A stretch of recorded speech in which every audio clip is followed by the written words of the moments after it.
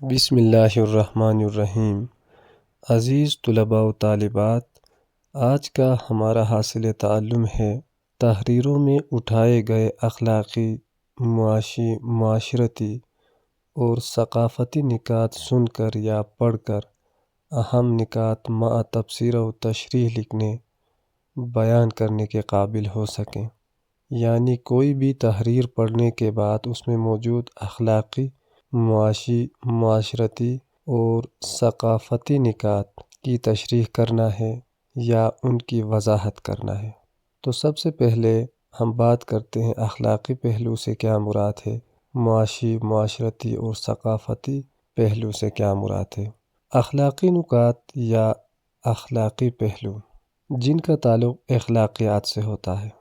تو سب سے پہلے ہم بات کرتے ہیں اخلاقی نکات پہ یا اخلاقی پہلو پہ۔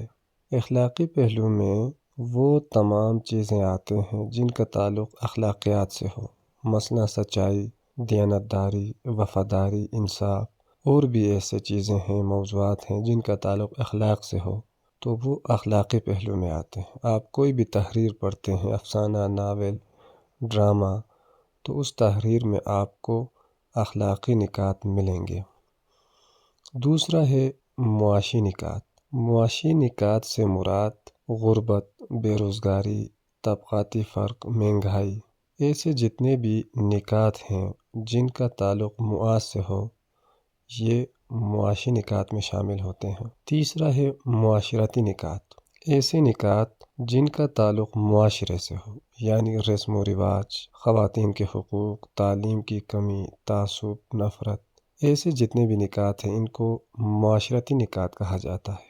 پھر آخری ہے ثقافتی نکات۔ ثقافتی نکات میں ثقافت کی چیزیں آتی ہیں، مثلا زبان، لباس، رسومات، خاندانی نظام، تہوار، اٹھک بیٹھک، بات کرنے کے طریقے، سلیقے، یہ ساری چیزیں ثقافتی نکات میں شامل ہوتے ہیں۔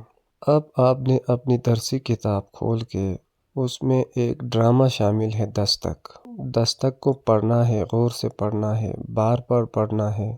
سب سے پہلے اخلاقی نکات الگ کر کے لکھیں، پھر معاشی نکات الگ کر کے لکھیں، پھر معاشرتی نکات الگ کر کے لکھیں، پھر ثقافتی نکات الگ کر کے لکھیں۔